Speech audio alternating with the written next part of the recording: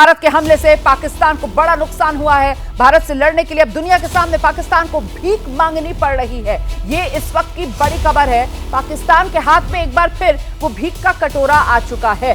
भारत से लड़ने के लिए पाकिस्तान दुनिया से भीख मांग रहा है। दुनिया के कई देशों से आर्थिक मदद पाकिस्तान ने मांगी है।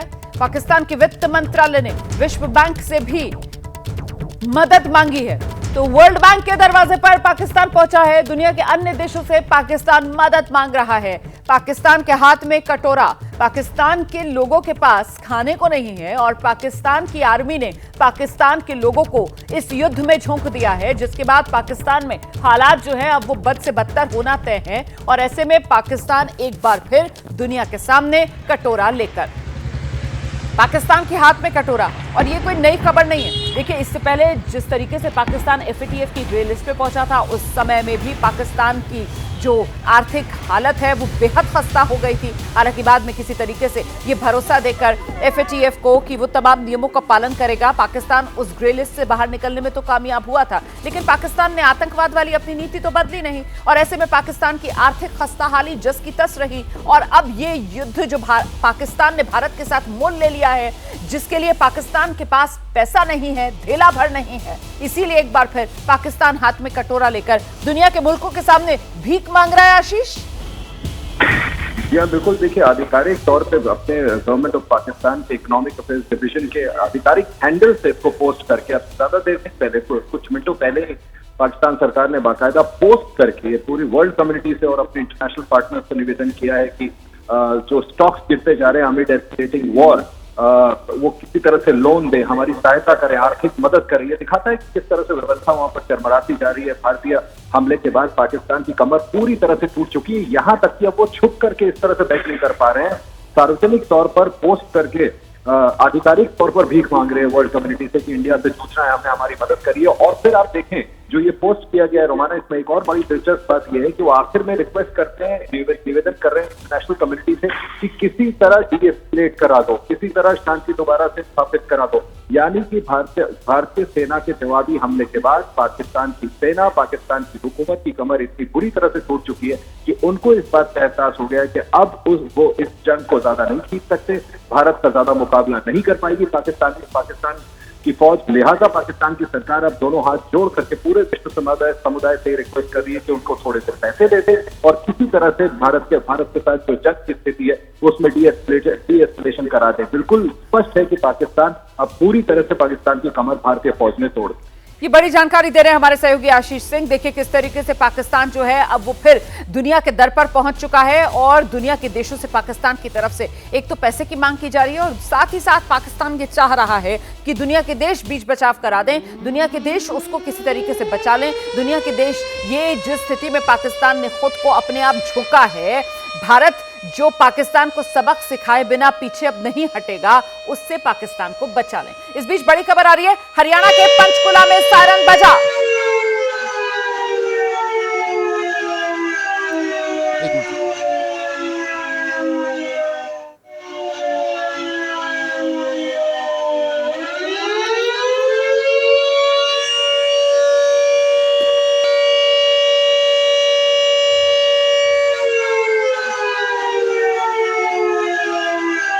ये बड़ी खबर आ रही है, हरियाणा के पंचकुला में भी सायरन बज रहे हैं। लोगों को घर में रहने की यहां पर भी सलाह दी गई है। पंचकुला में रात भर ब्लैकआउट भी रहा है। सीधे आपको लेकर चलेंगे, हमारे साथ हमारे सहयोगी सचिन इस वक्त मौजूद है। सचिन से जानते हैं। सचिन, चंडीगढ़, मोहाली और अब पंचकुला को लेकर भी ये खबर आ रही है, यहां पर भी सायरन बज रहे हैं और यहां पर भी लोगों से यही अपील की गई है कि अपने घरों से बाहर ना निकलें, खिड़कियों में, बालकनियों में, छत पर बिल्कुल ना जाएं। सचिन।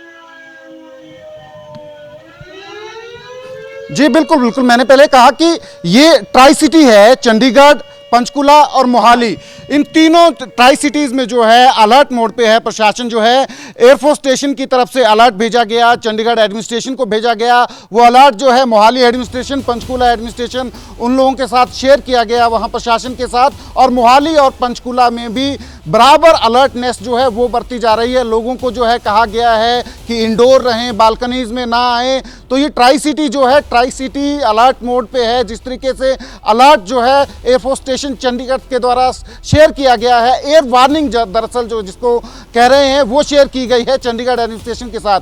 तो तीनों जो हैं चंडीगढ़, मोहाली और पंचकुला अलर्ट मोड पे हैं। लोगों से बिल्कुल अंदर रहने के लिए कहा जा रहा है। प्रशासन जो है इंश्योर कर रहा है दफ्तरों में गए हुए लोग दफ्तर में रहें, बाहर ना निकलें, व्हीकलर मूवमेंट जो है वो कम से कम जो है सड़कों पे हो। ये तमाम चीजें जो है इंश्योर की जा रही हैं प्रशासन की तरफ से।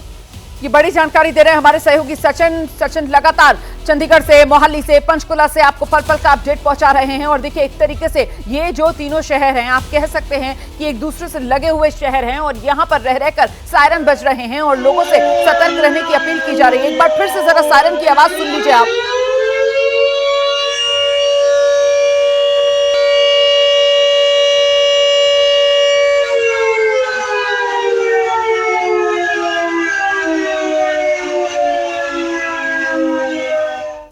ये पंचकुला में सायरन की आवाज है जो इस वक्त सुनाई पड़ रही है और इसी तरीके की सायरन की आवाजें चंडीगढ़ में एयरफोर्स स्टेशन पर सुनाई पड़ रही हैं, मोहाली में सुनाई पड़ रही हैं और पंचकुला में भी ऐसे ही सायरन बजाकर लोगों को सतर्क रहने के लिए कहा जा रहा है। लोगों को ये संदेश पहुंचाया जा रहा है कि अगर जरूरत ना हो तो घर से बाहर ना निकलें। घर से बाहर निकलना तो दूर की बात है, अपने घर की छत पर भी आप मत जाइए, अपने घर की बालकनी में भी आप मत खड़े होइए, खिड़कियों से भी आप फासला बनाकर रखिए, क्योंकि पाकिस्तान जो है वो पूरी तरीके से बौखलाया हुआ है, बिलबिलाया हुआ है और ऐसे में आखिरी कोशिश के तौर पर पाकिस्तान की तरफ से कोई भी नापाक हरकत करने से गुरेज नहीं किया जाएगा। पाकिस्तान एकदम गिर चुका है। पाकिस्तान युद्ध जो है वो सीधे तौर पर लड़ने की क्षमता नहीं रखता और इसी वजह से पाकिस्तान जो है वो कोशिश में है भारत के जो सिविलियन इलाके हैं उन्हें निशाने पर लिया जाए। हालांकि अभी तक भारत ने पाकिस्तान के हर वार को पूरी तरीके से नाकाम किया है और सेना की मुस्तैदी ऐसी कि आगे भी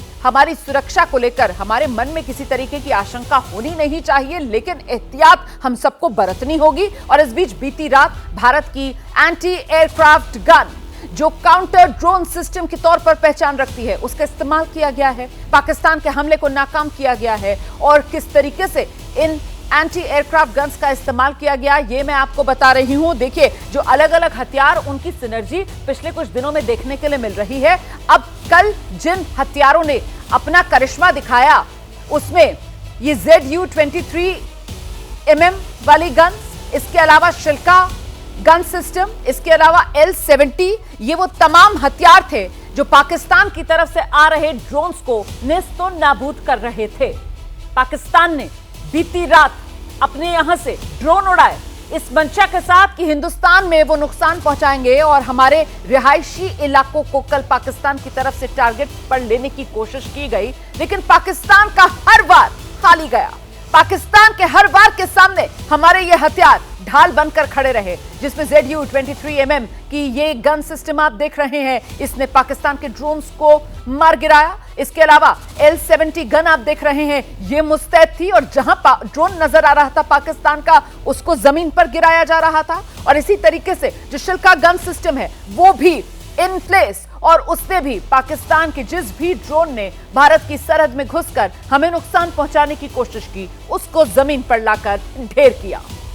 इससे पहले 7 और 8 मई की रात जब पाकिस्तान की तरफ से हमारे 15 शहरों में सैन्य ठिकानों को निशाने पर लेने की कोशिश की, तब S-400 ने अपना करिश्मा दिखाया था और हवा में ही पाकिस्तान के हर वार को नेस्तो नाबूद कर दिया था। और बीती रात चाहे ZU-23 mm गन हो, L-70 गन हो या फिर शिल्का गन सिस्टम हो, सब मुस्तैद थे और पाकिस्तान ने जो भी ड्रोन उड़ाकर हमारे यहां नुकसान पहुंचाने के मंसूबे पाले हुए थे, उन तमाम पाकिस्तान के मंसूबों पर भारत के इन हथियारों ने पानी फेरने का काम किया है। भारत का असला ऐसा कि पाकिस्तान उसे मैच ही नहीं कर पा रहा है। पाकिस्तान के पास भारत की कार्रवाई का कहीं कोई जवाब, कहीं कोई तोड़ है ही नहीं।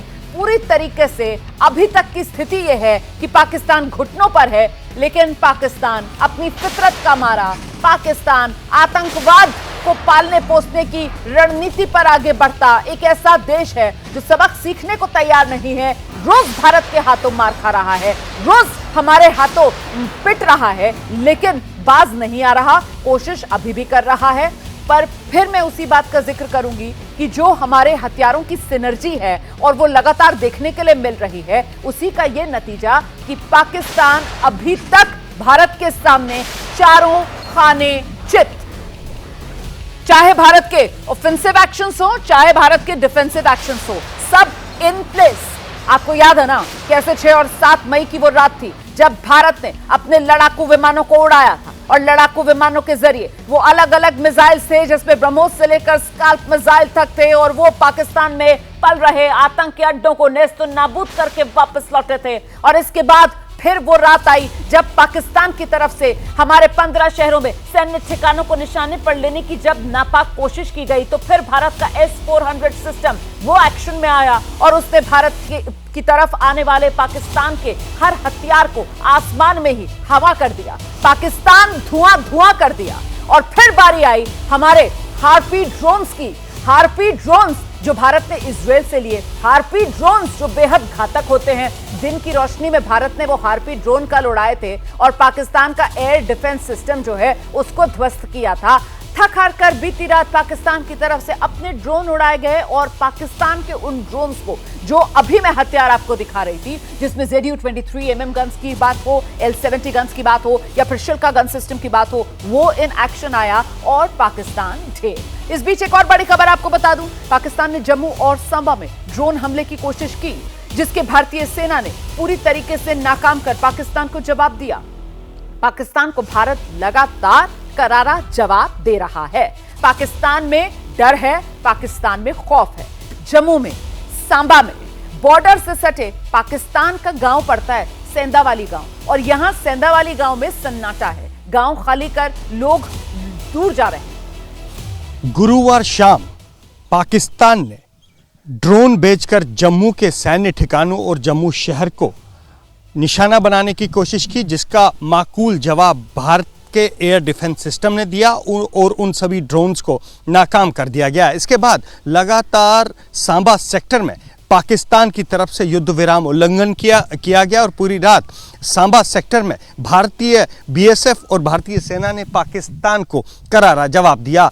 हम इस समय ग्राउंड जीरो पर हैं और ABP न्यूज़ इस समय भारत पाकिस्तान सीमा से कुछ ही मीटर की दूरी पर है और सामने आप जो ये एक पीला सा घर देख रहे हैं, ये पाकिस्तान का सैदे वाला गांव है जो जम्मू के सांबा ज़िले के रामगढ़ के सामने पड़ता है। बता दूं, ये वही रामगढ़ सेक्टर है जहां बीती रात पाकिस्तान की तरफ से फायरिंग होती रही और इस फायरिंग के बाद किस तरह से पूरे इलाके में सन्नाटा है ये आप देख सकते हैं। और यहीं से कुछ ही मीटर, जहां पर हम खड़े हैं, यहां से कुछ ही मीटर दूर भारत पाकिस्तान अंतर्राष्ट्रीय सीमा है। बता दूं, सांबा सेक्टर से ही जो है कल रात पाकिस्तान ने बिना किसी उकसावे के भारतीय चौकियों को निशाना बनाने की कोशिश की और उससे पहले इसी सांबा सेक्टर में पाकिस्तान ने ड्रोन भेजे थे, जिसे निष्क्रिय कर दिया गया और उसके बाद ड्रोन वाली साजिश के नाकाम होने के बाद लगातार इसी रामगढ़ सेक्टर में न केवल पाकिस्तान ने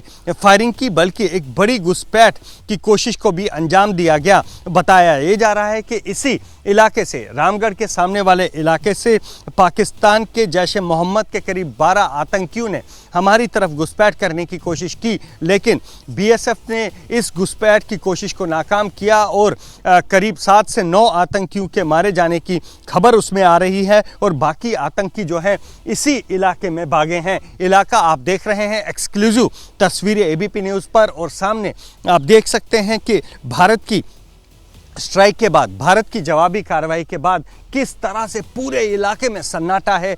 यहाँ पर कोयल और चिड़ियों की आवाज़ के अलावा कुछ सुनाई नहीं दे रहा और पाकिस्तान, जैसा हमने बताया है कि भारत की कार्रवाई के बाद डरा है, भारत की कार्रवाई के बाद सहमा है। और इस इलाके में जो आप सामने ये घर देख रहे हैं, इसके आसपास जो सैदा वाला गांव है, वहाँ पर सन्नाटा है, वहाँ पर इमरजेंसी जैसे हालात हैं और लोगों को घरों में ही रहने की जो है हिदायत दी गई है। तो देख सकते हैं आप कि भारत की कार्यवाही के बाद किस तरह से पाकिस्तान डरा है, सहमा है।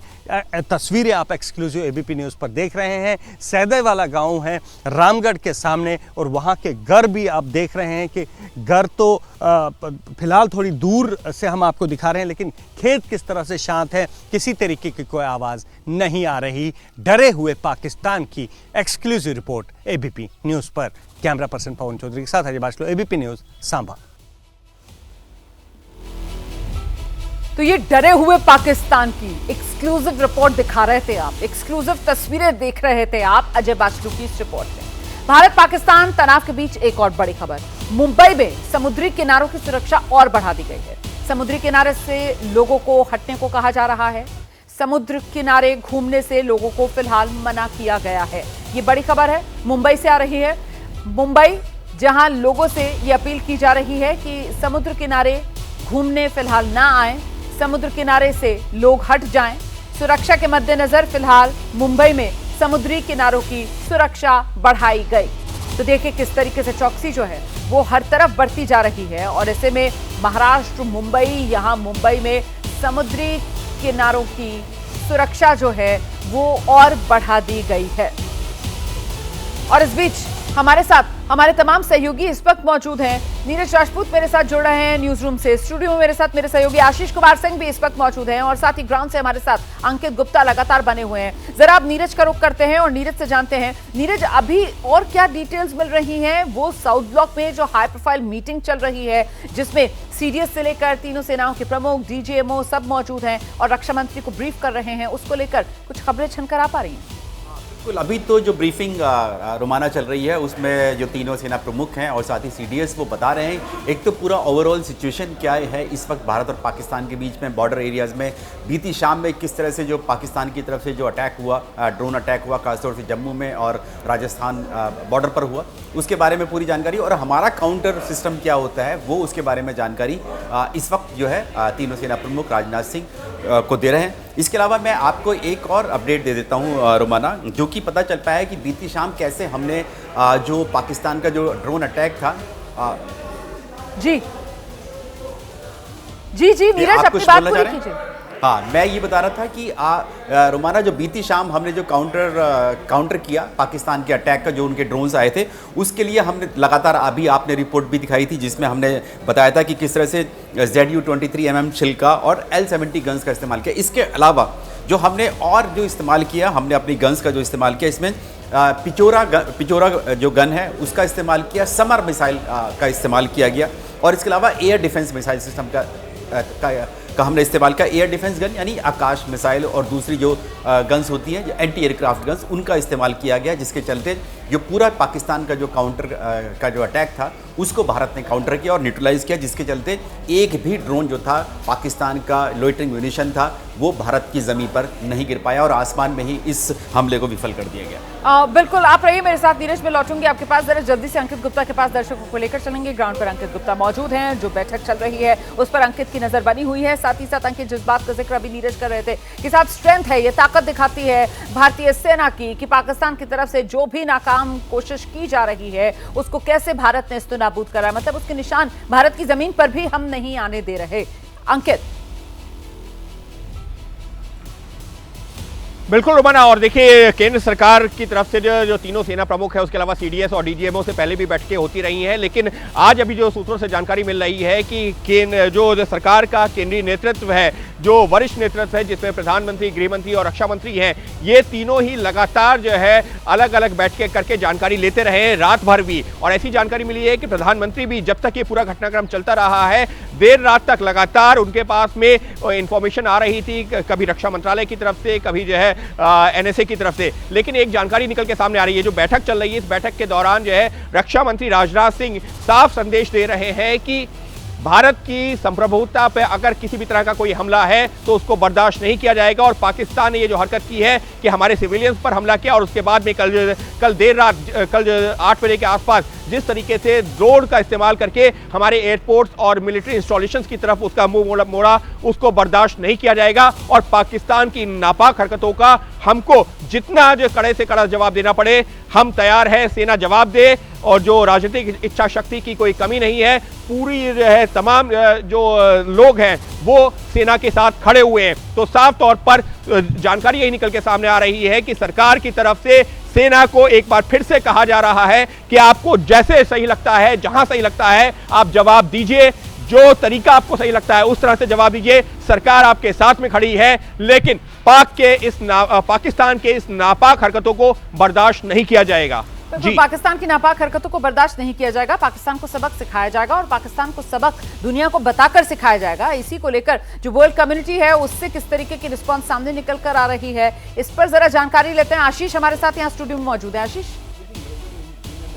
खुल करके भारत का समर्थन किया था और कहा था पूरी तरह से भारत के साथ खड़ा है। विदेश मंत्री अमेरिका के, उन्होंने ज़रूर पाकिस्तान के प्रधानमंत्री और भारतीय विदेश मंत्री से रोमाना बात करके ये अर्ज किया था कि इसको डी एस्केलेट किया जाए। मैं जरा सा आपको रोकूंगी, इस वक्त बड़ी खबर आ रही है, भारत विजयी है, भारत विजयी रहेगा। उत्तर प्रदेश के मुख्यमंत्री योगी आदित्यनाथ का ये बयान सामने आया है, सुनिए। इस संकल्प के साथ महाराणा प्रताप ने समाज को जोड़ करके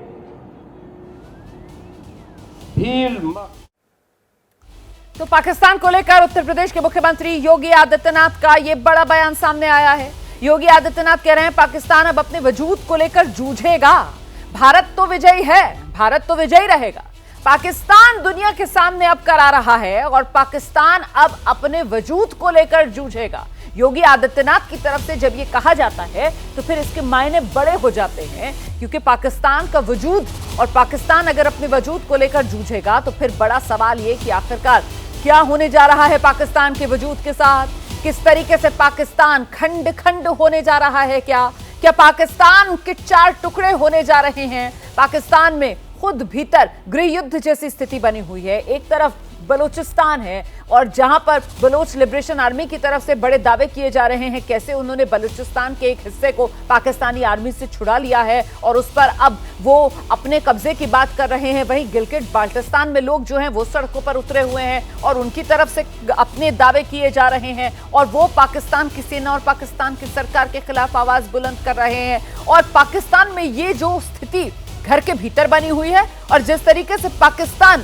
घर के बाहर भारत के हाथों मार खा रहा है, उस सब के बीच योगी आदित्यनाथ का यह बयान आ जाना कि पाकिस्तान अपने वजूद को लेकर अब जूझेगा। हमारे साथ स्टूडियो में एक और खास मेहमान इस वक्त कर्नल रिटायर्ड दानवीर सिंह मौजूद हैं। कर्नल दानवीर सिंह से जरा जानते हैं, सर जो योगी आदित्यनाथ की तरफ से कहा गया है, आप किस तरीके से इस स्टेटमेंट को रीड कर रहे हैं और क्या यहां से एक बड़ा संदेश, एक बड़ा संकेत हम ले सकते हैं क्या होने जा रहा है पाकिस्तान के साथ? क्योंकि पाकिस्तान एक बड़ी समस्या में फंस गया है, एक ऐसी सिचुएशन में फंस गया है कि उसको समझ नहीं आ रहा है कि अब इसको कैसे टैकल किया जाए, फेस सेविंग कैसे की जाए।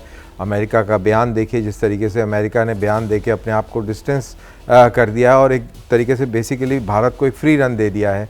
और वहीं भारत ने जितने भी पाकिस्तान की तरफ से मिसाइल्स और ड्रोन के हमले हुए हैं सारे के सारे नाकाम करे हैं और वहीं उल्टा जितने भी मिसाइल और ड्रोन्स के हमले हमने करे हैं वो सारे के सारे कामयाब हुए हैं और लोगों ने उनको देखा है, टीवी स्क्रीन्स पर देखा है। तो ये एक सिचुएशन पाकिस्तान के लिए बड़ी गंभीर खड़ी हो गई है। पाकिस्तान के अंदर लोग फ़ौज को गाली दे रहे हैं, फ़ौज के ऊपर सवाल खड़ा हो गया है। आम लोगों के अंदर कॉन्फिडेंस अबाउट द आर्मी कम हो गया और कल रात लाहौर के अंदर बहुत बड़ी रैली निकली इमरान खान के समर्थन में, जहां पर फ़ौज को बड़ा बुरा भला कहा गया। और वहीं बलूचिस्तान की बात करें तो कोयटा के पास एक मिलिट्री पोस्ट के ऊपर हमला करके कब्ज़ा किया और 24 घंटे पहले वहां पर एक फ़ौजी गाड़ी को तबाह करके आईडी से 14 लोगों को जाँ भाग किया गया। तो सिचुएशन वहां पर काफ़ी गंभीर है और पाकिस्तान के साथ कौन खड़ा है ये भी देखना बहुत इंटरेस्टिंग है। पाकिस्तान के साथ अलकायदा खड़ा हो गया है, पाकिस्तान के साथ तहरीक तालिबान पाकिस्तान ने भी इस मामले में पाकिस्तान का समर्थन दिया है। तो ये सिचुएशन है पाकिस्तान की। और वो गुरवंत पन्नू भी तो पन्नू भी उधर खड़े हुए हैं, तो वो है और बाकी तो हम लोग लड़ ही रहे हैं। बिल्कुल। आशीष, सबका नतीजा क्या है? इतने सारे बड़े बड़े ताकतवर लोग पाकिस्तान के साथ आगे खड़े हो गए हैं सर, और पाकिस्तान कटोरा लेकर के भीख मांग रहा है कि हमें और जो अधिकारी ये ताकतवर लोग कहीं, ये तो सब आतंकवादी संगठन मैं तो कटाक्ष कर रहा हूँ, मैं मजाक बना रहा हूँ। सही। ताकतवर लोग आके खड़े हो गए हैं कि दुनिया के सामने ट्विटर पे पोस्ट करके टैग करके वर्ल्ड बैंक को दया की भीख मांग रहा है कि हमें पैसे दे दो, इस जंग के दौरान हमें पैसे दे दो, हमारे स्टॉक्स गिरते जा रहे हैं, हमारा जो भी कोष है वो खत्म होता जा रहा है, और फिर साथ में कह रहे हैं कि किसी तरह डीएस्केलेट करा दो। तो ये तो पूरी तरह से चरमरा चुकी है वहां की व्यवस्था। पाकिस्तान की सेना को भारतीय सेना ने, भारतीय एयरफोर्स ने ऐसा मुंह तोड़ जवाब दिया है कि पाकिस्तान की सेना अब बगले नहीं झांक पा रही है, और उन्हें लग रहा है कि किसी तरह से विश्व समुदाय आए और हमें इस वॉर से बचा ले। आप बिल्कुल सही कह रहे हैं, मतलब मुंह दिखाने लायक नहीं छोड़ा है, कहीं मुंह छुपाने लायक नहीं बची है पाकिस्तान की सेना, और इसी वजह से अब पाकिस्तान की सेना को समझ में नहीं आ रहा है कि वो क्या करे। पूरी तरीके से घिर चुकी है, पूरी तरीके से पाकिस्तान की सेना के कपड़े उतर चुके हैं, और ऐसे में अब पाकिस्तानी सेना बिलबिला रही है। और इसका नतीजा क्या होगा? सबसे बड़ा सवाल तो यह है ना कि पाकिस्तान का क्या होने वाला है। इसी को लेकर उत्तर प्रदेश के मुख्यमंत्री योगी आदित्यनाथ का बयान जो है वो बहुत जरूरी हो जाता है आपके लिए जानना, क्योंकि योगी आदित्यनाथ कह रहे हैं कि पाकिस्तान तो अब अपने वजूद को लेकर जूझेगा। भारत तो विजयी है, भारत विजयी रहेगा, पाकिस्तान अब दुनिया के सामने करा रहा है, पाकिस्तान अपने वजूद को लेकर अब जूझेगा। सुनिए।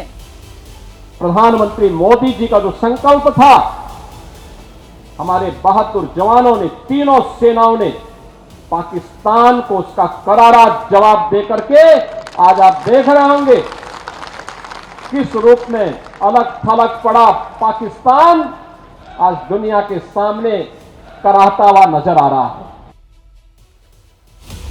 तो ये वो बयान है योगी आदित्यनाथ का जो बेहद महत्वपूर्ण हो जाता है, और इसी को लेकर मुझे लगता है जरा सा नीरज राजपूत का भी रुख करेंगे।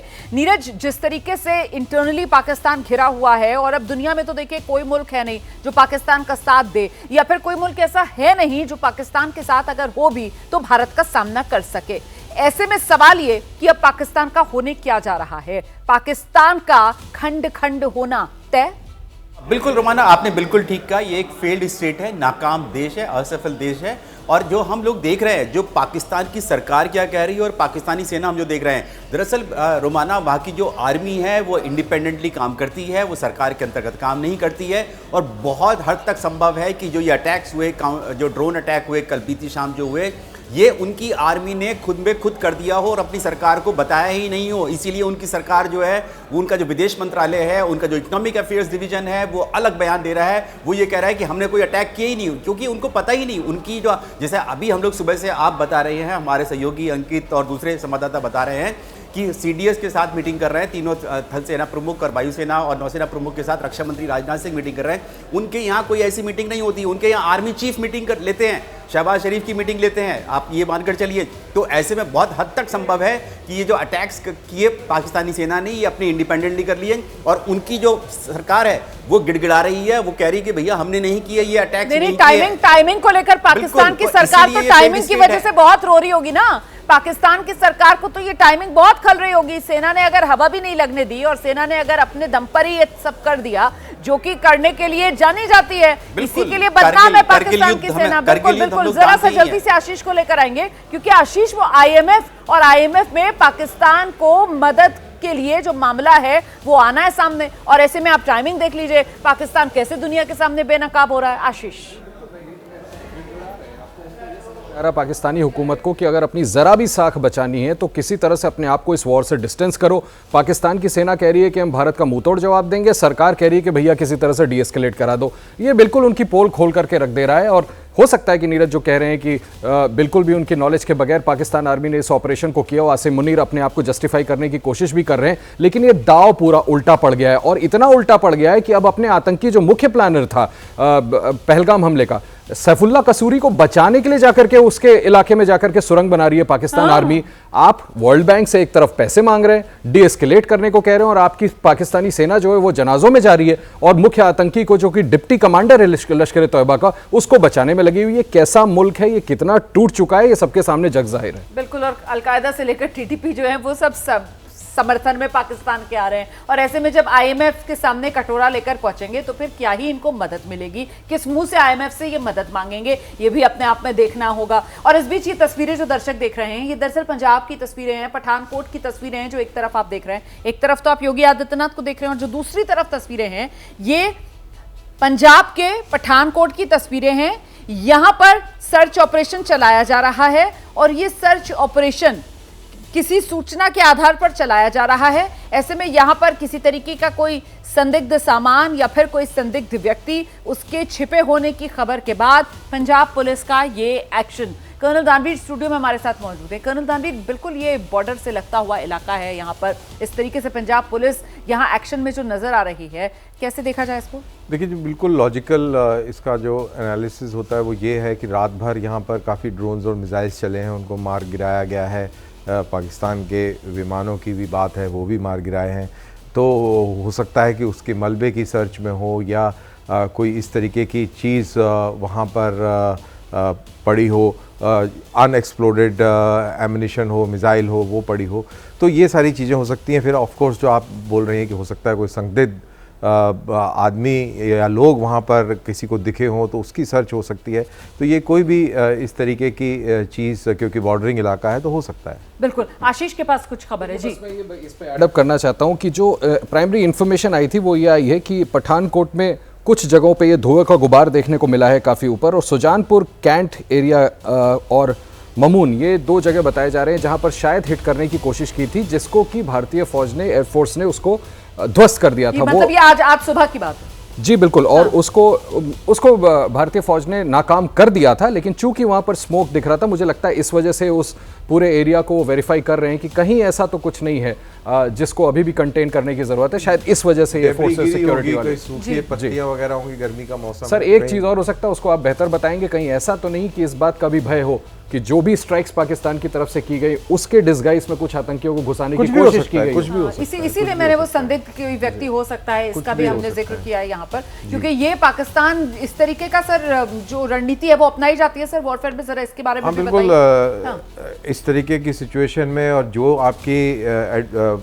काबिलियत है, जो आपकी मजबूती है, आप उसी से युद्ध लड़ेंगे। तो पाकिस्तान ने ये देख लिया कि पाकिस्तान की काबिलियत ही है, चोरी छिपे ही वार कर सकता है। बिल्कुल, अब तो वही कर सकता है, क्योंकि एयर डिफेंस को भेद नहीं पाया है। हाँ। और एयर डिफेंस के बारे में बता दूं कि ये जो एयर डिफेंस ने जो मुजाहरा किया है पिछली 2 रातों में, ये दुनिया के लिए एक मिसाल है, क्योंकि इसके अंदर एक आकाश तीर सिस्टम का इस्तेमाल हुआ है। ये पूरी की पूरी एयर डिफेंस एसेट्स, चाहे एयरफोर्स के हों चाहे आर्मी के हों, वो इंटीग्रेटेड हैं, including radars of civil, army and air force, सारे इंटीग्रेटेड हैं। सर ये सिनर्जी जो दिखी है पिछले 3 दिन में, हमारे ये जो वेपन्स हैं, हमारे जो हथियार हैं, जरा उसके बारे में विस्तार से बताइए। जी वही मैं बता रहा हूँ कि वो आकाश तीर ने जो अभी जनवरी के अंदर ही इसको इनॉग्रेट किया था इंडियन आर्मी के अंदर, आर्म्ड फोर्सेस के अंदर, और उसने ये कमाल दिखाया है। और इसके अंदर वेपन सिस्टम्स आपके आकाश मिसाइल है, स्पाइडर मिसाइल्स हैं, आपके S-400 है, साथ ही आपकी इग्लास, L-70, ZU-23, और ये सारे के सारे जो इक्विपमेंट है ये इस नेटवर्क के अंदर शामिल है। और इसका फ़ायदा ये है कि अगर आप ध्यान अपना लेके जाएं बालाकोट की स्ट्राइक के टाइम, तो ब्लू ऑन ब्लू हुआ था श्रीनगर में, यानी कि हमारी ही मिसाइल से हमारा ही हेलीकॉप्टर गिरा दिया गया था। तो अब इस तरीके की कोई घटना नहीं हो सकती, क्योंकि पूरा का पूरा सिस्टम नेटवर्क्ड है, और लास्ट ऑपरेटर तक पूरी एयर स्पेस की पिक्चर जो है क्लियर है। और यही नतीजा है कि आप 100% इफेक्टिव रिजल्ट्स देख रहे हैं। पिछले 2 रातों में एक भी हमला पाकिस्तान का कामयाब नहीं हुआ है। और अगर इसको हम बोलें कि आकाश तीर भारत का देसी आयरन डोम है, तो वो गलत नहीं होगा। और आयरन डोम से भी चूक हुई है, कई बार चूक हुई है। अभी हालिया में आयरन डोम से चूक हुई है, जिसके अंदर यमन की एक मिसाइल बिन गुरियन एयरपोर्ट के ऊपर आके गिरी। तो आप उससे कंपेयर करिए यहाँ पे कितने हमले हुए हैं पिछले 2 दिन में, और एक भी कामयाब नहीं हुआ है। तो ये इसकी एफिकेसी बताता है, इसकी इफेक्टिवनेस बताता है और इंडिजिनस है। इंडिजिनस है, ये बहुत इंपॉर्टेंट है, इसको बनाता है, ये बहुत जरूरी हो जाता है। यहाँ पर इस पर आगे और विस्तार से चर्चा करेंगे, लेकिन इस बीच एक और बड़ी खबर, ब्रेकिंग न्यूज आ रही है। जम्मू कश्मीर के मुख्यमंत्री उमर अब्दुल्ला जम्मू पहुंच गए हैं। इस वक्त की बड़ी खबर मैं आपको बता दूं, कल रात जम्मू शहर और अन्य हिस्सों में पाकिस्तानी ड्रोन्स की तरफ से अटैक करने की कोशिश हुई थी और आज मुख्यमंत्री जम्मू कश्मीर के उमर अब्दुल्ला जम्मू पहुंचे हैं। उमर अब्दुल्ला जो है वो सड़क के रास्ते जम्मू पहुंचे हैं, क्योंकि फिलहाल जम्मू कश्मीर में जो उड़ानें हैं उस पर पाबंदी है और ऐसे में जम्मू कश्मीर के मुख्यमंत्री उमर अब्दुल्ला सड़क के रास्ते जम्मू पहुंचे हैं। पूरी स्थिति का आकलन, जायजा मुख्यमंत्री लेते हुए, आप जानते हैं इससे पहले गृह मंत्री की तरफ से जो बॉर्डर वाले राज्य हैं उनके मुख्यमंत्रियों के साथ, उनके मुख्य सचिवों के साथ, उनके डीजीपी के साथ एक हाई लेवल बैठक भी की गई थी, जिसमें इंटरनल सिक्योरिटी को लेकर विस्तार से चर्चा की गई थी। और ऐसे में जिस तरीके के निर्देश गृह मंत्रालय की तरफ से दिए गए थे उसके साथ तालमेल करते हुए ये अलग अलग राज्य सरकारें हैं, इसी तरीके की चुस्ती जो है वो पंजाब में भी देखी जा रही है। फिलहाल जम्मू कश्मीर के मुख्यमंत्री जो श्रीनगर से जम्मू पहुंचे हैं और यहां पर वो हालात का जायजा ले रहे हैं। इस बीच एक और बड़ी खबर आ रही है, राजनाथ सिंह रक्षा मंत्री हाई लेवल बैठक कर रहे हैं और वो बैठक अभी चल रही है। जो जानकारी मिल रही है, इस बैठक में सीडीएस और तीनों सेना प्रमुख मौजूद हैं। मौजूदा हालात को लेकर बैठक में चर्चा हो रही है और बैठक में आगे का जो एक्शन प्लान है उस पर भी विस्तार से बात की जा रही है। सीधे आपको लेकर चलते हैं, अंकित गुप्ता हमारे साथ इस वक्त मौजूद है। अंकित, 1 घंटे से ज्यादा हो गया है, अभी बैठक जारी? जी बिल्कुल, बैठक जारी है। देखिए, शुरुआत में जो राजनाथ सिंह जब इस बैठक में शामिल हुए उससे पहले जो सीडीएस और डीजीएमओ ने तीनों सेना प्रमुख के साथ जो बैठक शुरुआत की थी और उसमें जो तमाम जानकारियां जो है सीडीएस के सामने भी रखी गई हैं और उसके बाद में जब राजनाथ सिंह वहां पर पहुंचे हैं तो राजनाथ सिंह के सामने वही सारी जानकारियां सीडीएस ने रखी हैं। और उसके बाद में जो राजनाथ सिंह के जो कई सारे जो है उनके जहन में भी सवाल थे कि आखिर जो है हमने किस तरह से रिस्पॉन्ड किया है और पाकिस्तान की जो ये हरकत रही है, नापाक हरकत रही है, उसको लेकर के अब हमारी क्या आगे की रणनीति है। क्योंकि पाकिस्तान के बारे में हम सबको पता है कि वो जो है इन हरकतों से बाज नहीं आ रहा है। पिछली 2 रातों में हमने देखा है कि किस तरह से उसने सिविलियन इलाकों में अटैक किया है, जबकि भारत लगातार ये कहता रहा है कि हमारा जो पूरा ऑपरेशन रहा है, जो स्ट्राइक रही है, वो उन ठिकानों पर रही है जहां पर आतंकियों के गढ़ थे। लेकिन पाकिस्तान अपनी नापाक हरकतों के चलते वो एक तरफ भारत जहां आतंकी के जो उनके गढ़ है वहां हमला कर रहा है, तो पाकिस्तान हमारे सिविलियंस के ऊपर यानी कि हमारी आम जनता के ऊपर हमला कर रहा है, जिसमें हमारे नागरिकों की मौतें हो रही हैं। तो इसको लेकर के अब किस तरह से आगे बढ़ना है, पाकिस्तान के जो है इन हरकतों का कैसे जवाब देना है, इन तमाम मुद्दों पर भी चर्चा हो रही है। लेकिन कल जिस तरीके से स्वाम अटैक किया गया है वो एक जो है निश्चित तौर पर जो है इस वक्त ये जो बैठक हो रही है उसमें मेजर चर्चा का विषय है, जो जिसके बारे में जानकारी दी जा रही है रक्षा मंत्री राजनाथ सिंह को। लेकिन ये सिर्फ कल की बात नहीं है, लेकिन आगे आज रात, कल रात या आगे क्या कार्रवाई करनी है उससे जुड़े हुए तमाम बिंदुओं पर भी हो रही है चर्चा, जैसे कि जानकारी मिल पा रही है। आप रहिए मेरे साथ, अंकित गुप्ता मैं लौटूंगी आपके पास, नजर बनाकर रखिएगा। जैसे ही कुछ खबर निकल कर आएगी, जो बैठक अभी चल रही है, हाई लेवल मीटिंग है, फौरन दर्शकों तक हम पहुंचाएंगे। इस बीच जरा तस्वीरें आपको दिखा देते हैं। तस्वीरें चंडीगढ़ से सामने आ रही हैं। आप जानते हैं चंडीगढ़ में आज सुबह से सायरन बज रहे हैं और न सिर्फ चंडीगढ़ बल्कि चंडीगढ़ के आसपास के जो शहर है, जिसमें मोहाली भी है और पंचकुला भी है, यहाँ पर भी सायरन की गूंज सुनाई पड़ रही है। और सायरन इसलिए बजाए जा रहे हैं ताकि लोगों को सतर्क किया जा सके, लोगों को अलर्ट किया जा सके। खतरा है, खतरे की आशंका बनी हुई है और इसी वजह से यहाँ ये पूरी चौकसी जो बढ़ती जा रही है। देखिए किस तरीके से पुलिस गश्त पर यहाँ नजर आ रही है। ये चंडीगढ़ की तस्वीरें आपके सामने है। रह रहकर यहाँ पर सायरन बजाया जा रहा है। लोगों से अपील की जा रही है कि लोग जो हैं वो जरा जागरूक रहें, लोग जो हैं वो जरा अलर्ट रहें और लोग जो हैं वो अपनी सुरक्षा खुद करें। अगर जरूरत ना हो तो घर से बाहर ना निकलें, घरों में भी अपने घर की बालकनी या खिड़कियों के नजदीक ना आए, घर की छत पर ना जाएं। ये अपील लगातार चंडीगढ़ में लोगों से की जा रही है।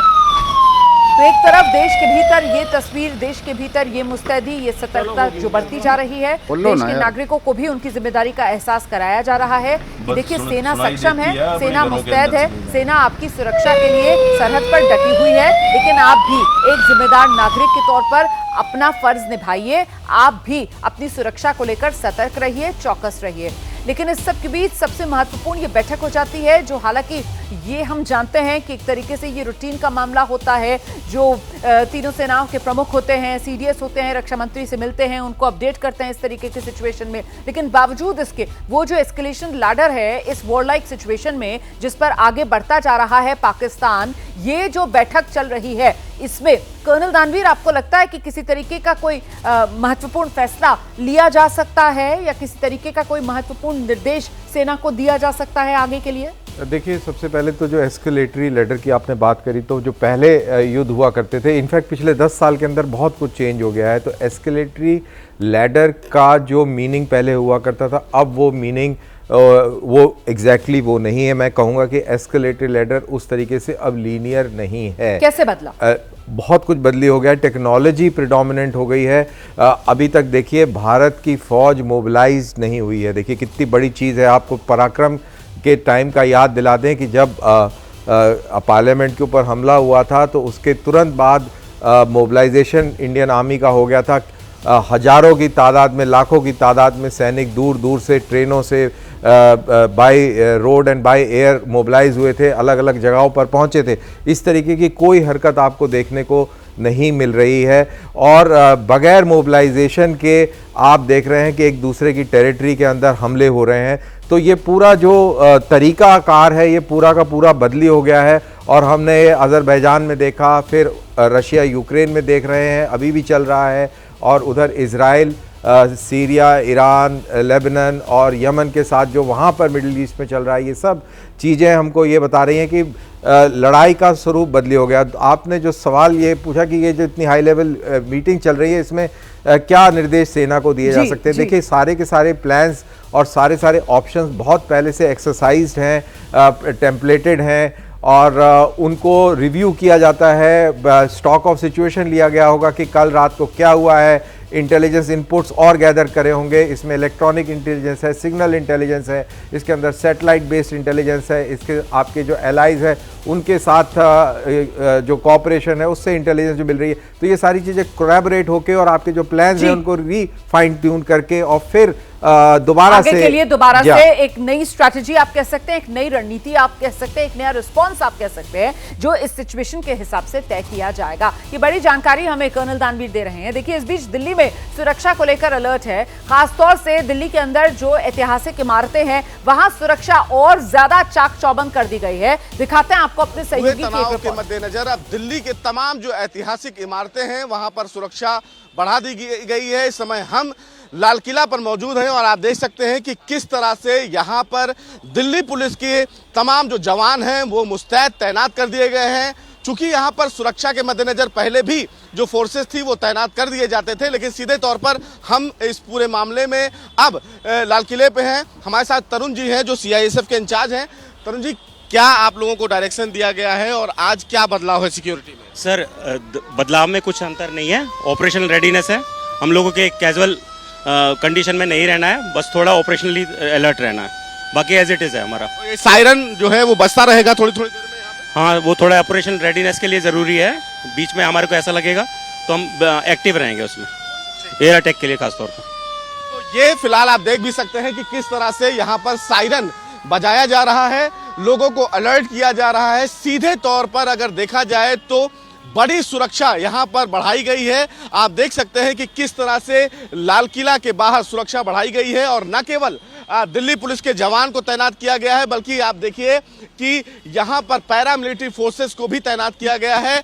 तमाम जो लोग हैं वो फिलहाल इस मचान पर भी तैनात किए गए हैं और यहाँ पर नज़र रखा जा रहा है। वजह यह है कि चूंकि लाल किला सबसे हॉट टूरिस्ट प्लेस है, न केवल यहाँ पर देश से जुड़े हुए लोग आते हैं बल्कि बाहर देश यानी विदेशों से भी तमाम जो टूरिस्ट हैं वो आते हैं, जिसके मद्देनजर फिलहाल दिल्ली पुलिस की ये सुरक्षा बढ़ाई गई है। आपको बता दें कि जो फिलहाल मॉन्यूमेंट है इसके अंदर की सुरक्षा जो है वो CISF करती है और इसके बाहर की जो सुरक्षा है वो दिल्ली पुलिस देखती है और इसीलिए फिलहाल ये सुरक्षा बढ़ाई गई है।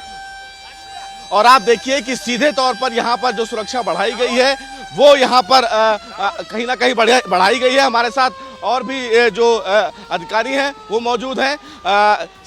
सीधे तौर पर कमांडेंट साहब मौजूद हैं। कमांडेंट साहब, क्या कहेंगे सुरक्षा के मद्देनजर? We are well prepared. Thank you.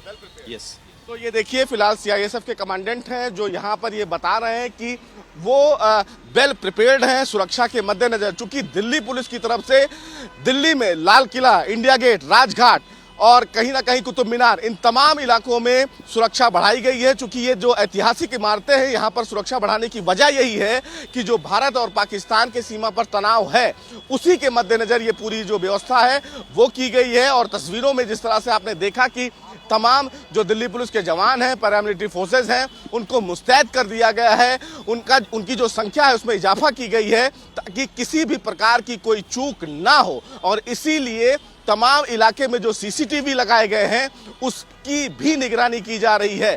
Delhi police की तरफ से ये सुरक्षा इसलिए बढ़ाई गई है ताकि किसी भी प्रकार से राजधानी दिल्ली में कोई चूक न होने पाए। तमाम संदिग्धों से पूछताछ हो रही है। जो संदिग्ध दिख रहे हैं, जो जिनके पास कोई ऐसा सामान है, उसको लेकर भी पूछताछ की जा रही है। और सबसे बड़ी बात कि जो मेन गेट है वहां से फिलहाल एंट्री नहीं है। गेट नंबर 2 और 3 से लाल किला में अब फिलहाल एंट्री दी जा रही है। कोई भी आम व्यक्ति अब लाल किला में नहीं आ सकता। जिसके पास वैलिड टिकट होगा वही अंदर जा सकता है। तो ये फिलहाल एक बड़ी व्यवस्था दिल्ली पुलिस की तरफ से सुरक्षा के मद्देनजर लिया गया है। वीडियो जर्नलिस्ट मेहरबान सिंह के साथ सुशील पांडे, एबीपी न्यूज, दिल्ली। और इस बीच एक और बड़ी खबर मैं आपको बताने जा रही हूं। लोन मांगने पर दुनिया में पाकिस्तान की अब किरकिरी हो रही है। पहले वित्त मंत्रालय के एक अकाउंट से मदद की अपील की गई थी और किरकिरी होने पर अपने पोस्ट पर पाकिस्तान की तरफ से अब सफाई दी जा रही है। पाकिस्तान दावा कर रहा है वित्त मंत्रालय का जो उनका अकाउंट है वो हैक हो गया है। देखिए किस तरीके से पाकिस्तान जो है वो अब अपना पल्ला झाड़ने की कोशिश कर रहा है। बाकायदा उनके वित्त मंत्रालय का एक अकाउंट जिसके जरिए ये भीख मांगी जा रही थी, जो दुनिया देख रही थी, और अब जब किरकिरी हुई, जब उसको इस बात का एहसास हो रहा है कि बताओ कितनी भद पिट रही है, तो फिर कह रहे हैं जी हमारे वित्त मंत्रालय का अकाउंट तो हैक हो गया था। मतलब ये पल्ला झाड़ने की नाकाम कोशिश आशीष, लेकिन क्योंकि दुनिया हकीकत जानती है पाकिस्तान की, इसीलिए पाकिस्तान अपनी इज्जत तो नहीं बचा पाएगा। आशीष, शहबाज शरीफ और आसिम मुनीर तो देखा होगा ये क्या कर दिया यार। ठीक है हम भीख मांग रहे हैं लेकिन इसको सार्वजनिक करने की क्या ज़रूरत थी। यही तो क्रिटिसिज्म था पूरी दुनिया में जब थू हो गई पिछले 2 घंटे में। उसके बाद इनका ministry of information and broadcasting का फैक्ट चेकर डिपार्टमेंट है, वो कहता है फेक है और हमारा जो इकोनॉमिक डिवीजन का एक्स हैंडल है वो हैक हो गया है। अब इससे ज़्यादा हास्यास्पद क्या हो सकता है कि सरकार का वेरीफाइड हैंडल, उस पर अभी भी वो पोस्ट पड़ी हुई है। अगर हैक हो गया तो आप कुछ रेक्टिफाई करते, आप जस्टिफाई करते कि वो फेक है, वो हैक हो गया था। दुनिया भर में जो थूथू हुई है, अपनी आवाम के सामने जो थूथू हुई है कि बड़ी बड़ी बातें कर रहे हैं, हमको रियश्योर कर रहे हैं कि आप एकदम निश्चिंत रहें, हम इंडिया का माकूल जवाब देंगे, और नौबत ये आ गई है कि कटोरा लेके भीख मांग रहे हैं और कह रहे हैं डीएस्केलेट करा दो। अब जब थूथू हुई है, किरकिरी हुई है, तो इसको फेक कह रहे हैं। बिल्कुल। और देखिए ना, ये तो पाकिस्तान की खसलत रही है ना, वो प्रोपेगेंडा, यही तो पाकिस्तान करता है। और पाकिस्तान इस तरीके का नैरेटिव बिल्ड करने की कोशिश करता है, वही पाकिस्तान कर रहा था। उसी की पोल एक तरीके से पाकिस्तान की खुली है। पाकिस्तान की जो पोल है जब वो खुल रही है तो फिर अब पाकिस्तान की तरफ से कहा जा रहा है कि साहब हमारा तो ये अकाउंट जो है वो हैक हो गया है, उससे बचने की पाकिस्तान कोशिश कर रहा है। लेकिन ये एक के बाद एक सेल्फ गोल है कर्नल दानवीर जो पाकिस्तान कर रहा है। हाँ बिल्कुल, सेल्फ गोल है। इससे ये पता लग रहा है कि उनके अंदर डिसहार्मनी है और सिनर्जी नहीं है और कंफ्यूजन बहुत ज़्यादा पाकिस्तान के अंदर प्रिवेल कर रहा है। ये चीज़ें ये इस चीज़ को दर्शाती हैं। और जिस तरीके से क्योस और कंफ्यूजन इन हमलों के बाद पाकिस्तान में और मेनलैंड पंजाब के अंदर, पाकिस्तान पंजाब में जिस तरीके से कन्फ्यूजन फैला है, मोराल के ऊपर इम्पैक्ट हुआ है, उस चीज़ का ये मैनिफेस्टेशन, सरकारी मैनिफेस्टेशन आप देख रहे हैं। और इस तरीके के कई सारे जो उन्होंने अभी बात करी आशीष ने, मिनिस्ट्री ऑफ डिसइंफॉर्मेशन का भी हवाला दिया और उनके ख्वाजा आसिफ को भी आपने देखा कि सोशल मीडिया के ऊपर क्या पोस्ट चल रही है उसके बेसिस पर उन्होंने इंटरनेशनल एक टेलीविज़न के ऊपर दावा कर दिया और फिर उनके बगले झांक रहे थे। तो ये सारी जो चीज़ें हैं ये दर्शाती हैं कि उस मुल्क के अंदर सिनर्जी नहीं है, कन्फ्यूजन है और मोराल बहुत डाउन है। बिल्कुल मोरल डाउन है और बिल्कुल कोई सिनर्जी नहीं है, कोई तालमेल वहां पर नजर नहीं आ रहा है। सेना जो है वो अपनी चला रही है, सरकार को कुछ समझ में नहीं आ रहा है। और बहुत से लोग तो ये भी कह रहे हैं कि बहुत मुमकिन है कल बीती रात जिस तरीके से हिमाकत पाकिस्तान की तरफ से करने की कोशिश की गई, वो ड्रोन उड़ाकर जो हर पाकिस्तान के वार को भारत ने पलटवार कर पूरी तरीके से खाली वापस भेजा है, उसकी सुध-बुध भी पाकिस्तान की सरकार को वहां की सेना ने ना लगने दी हो। क्योंकि पाकिस्तान की सरकार तो कटोरा लेकर आईएमएफ के सामने उसको आज जाना है। और ऐसे में अगर पाकिस्तान की सरकार इस बैगेज के साथ जाएगी कि साहब ये किस तरीके से तुम आतंकवाद फैला रहे हो और कैसे तुम हिंदुस्तान के अंदर जो रिहायशी ठिकाने हैं और जो सैन्य ठिकाने हैं उन पर पलटवार करने की जुगत कर रहे हो, जबकि भारत ने क्या किया, भारत ने ताल ठोक कर ये साफ तौर पर दुनिया को संदेश दिया कि हमने सिर्फ और सिर्फ जो आतंक के अड्डे थे पाकिस्तान में उनको नेस्तो नाबूद किया। और इसीलिए अब पाकिस्तान घिरा हुआ है। जल्दी से अंकित गुप्ता के पास आपको लेकर चलेंगे और वो जो हाई लेवल मीटिंग चल रही है उसको लेकर क्या अपडेट है, जरा अंकित से जान लेते हैं। अंकित, रोमाना फिलहाल अभी ये हाई लेवल मीटिंग चल रही है और एक बात और जानकारी निकल के सामने आ रही है। हालांकि अभी बैठक चल रही है लेकिन जानकारी निकल के सामने आ रही है बैठक खत्म होने के बाद में मुमकिन है या तो राष्ट्रीय सुरक्षा सलाहकार या खुद रक्षा मंत्री राजनाथ सिंह प्रधानमंत्री आवास पहुंचे और प्रधानमंत्री को आकर के ब्रीफ करें। हालांकि रात भर जब तक ये ऑपरेशन चलता रहा है प्रधानमंत्री को लगातार एक जानकारी दी जाती रही है, फिर चाहे वो देश की आंतरिक सुरक्षा को लेकर के हो या फिर देश की बाहरी सुरक्षा को लेकर के, तो वो तमाम जानकारियां प्रधानमंत्री तक पहुंचती रही हैं कि हमारी सेनाओं ने किस तरह से पाकिस्तान को जवाब दिया है। लेकिन अब क्योंकि आधिकारिक तौर पर ये पूरी बैठक चल रही है और काफी देर से चल रही है, रक्षा मंत्री खुद उसमें मौजूद है, तो इसी वजह से इस तरीके की जानकारी निकल के सामने आ रही है। हालांकि जानकारी कंफर्म तभी होगा जब यहां पर कोई मूवमेंट होगा जहां पर इस वक्त मैं मौजूद हूं, यानी कि प्रधानमंत्री आवास पर। फिलहाल जानकारी यही निकल के सामने आ रही है कि इस बैठक में तमाम जानकारियां जो रक्षा मंत्री को दी जा रही हैं और उसके बाद वो जानकारी प्रधानमंत्री तक भी पहुंचेंगी, क्योंकि प्रधानमंत्री का जो है साफ है संदेश कि हमको जो है न सिर्फ अपनी सीमाओं की सुरक्षा करनी है बल्कि साथ ही में ये भी सुनिश्चित करना है कि हमारे देश की संप्रभुता और हमारे देश का जो सिविलियन है यानी कि जो आबादी है, जो आम जनता है, उसको भी हम सुरक्षित करें। तो इसी कड़ी में इस बैठक में तमाम मुद्दों पर हो रही है चर्चा। जी रहिए मेरे साथ अंकित गुप्ता, मैं लौटूंगी आपके पास। इस बीच एक और बड़ी खबर दर्शकों को बता देते हैं। भारत और पाकिस्तान के बीच जो तनाव चल रहा है, ऐसे में रेलवे ने भी तैयारी बड़ी कर ली है। दिल्ली से जम्मू उधमपुर 3 स्पेशल ट्रेन चलाने की तैयारी है भारतीय रेलवे की। जम्मू कश्मीर में एयरपोर्ट बंद क्योंकि कर दिए गए हैं, इसीलिए ये स्पेशल ट्रेन चलाई जाएंगी।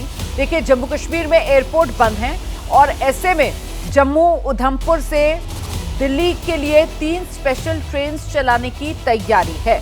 अब एयर ट्रैफिक के जरिए तो अभी यातायात बंद है और इसी वजह से भारतीय रेल जो है वो आगे बढ़कर आया है और भारतीय रेलवे की तरफ से ये तैयारी बड़ी की गई है। जम्मू कश्मीर के लोगों को किसी तरीके की दिक्कत ना आए, इसीलिए जम्मू उधमपुर 3 स्पेशल ट्रेन चलाने की तैयारी भारतीय रेलवे ने कर ली है। आप जानते हैं कि जो बॉर्डर से लगते हुए राज्य हैं और इन बॉर्डर से लगते हुए राज्यों में जो एयरपोर्ट्स हैं वहां पर फिलहाल विमान सेवा बंद कर दी गई है।